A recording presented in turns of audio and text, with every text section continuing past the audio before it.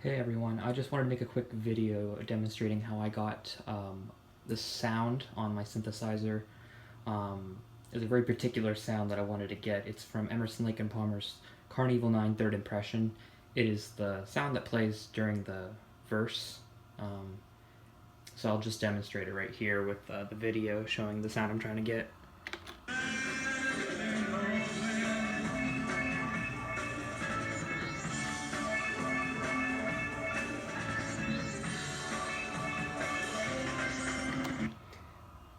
So it's a very interesting sound, and I'm 90% sure that it's using a sequencer.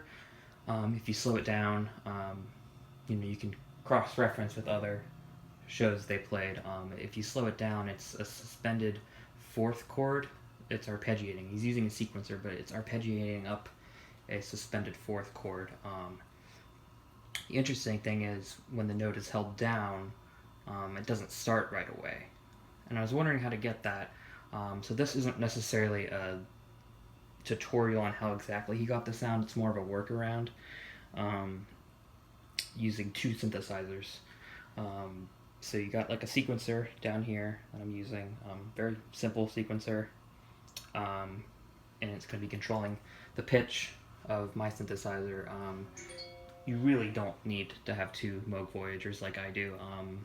You got synth number 1, synth number 2. Synth number 2 really can be anything, so long as it has MIDI capabilities.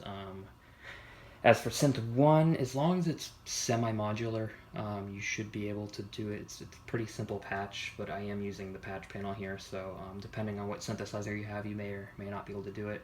I'm using a Moog Voyager XL. So let's get started.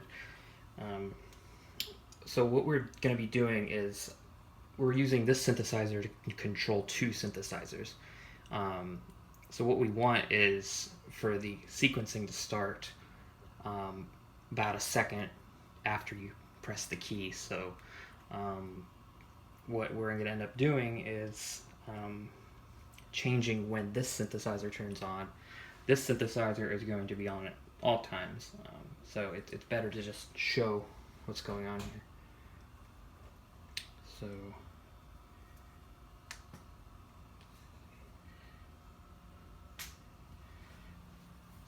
what we are going to do is we're going to take the square wave from LFO2 and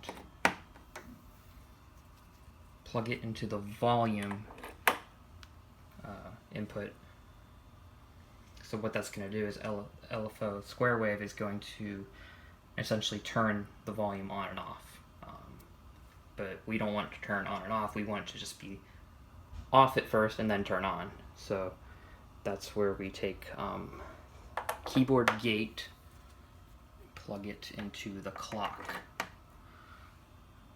So what that's going to end up doing is making it so that when you press a key, synthesizer 1 is going to be off at first and then it's going to turn on.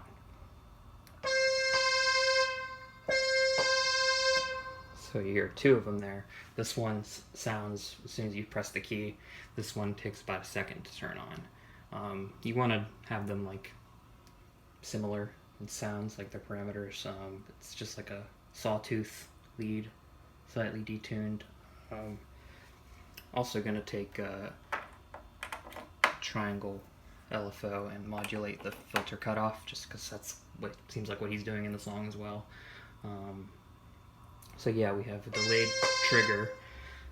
trigger, and then, well, last part here would be turning on the sequencer, which, like I said, is playing up a suspended fourth chord, to taste. You can adjust the speed however you want, but the final product is this.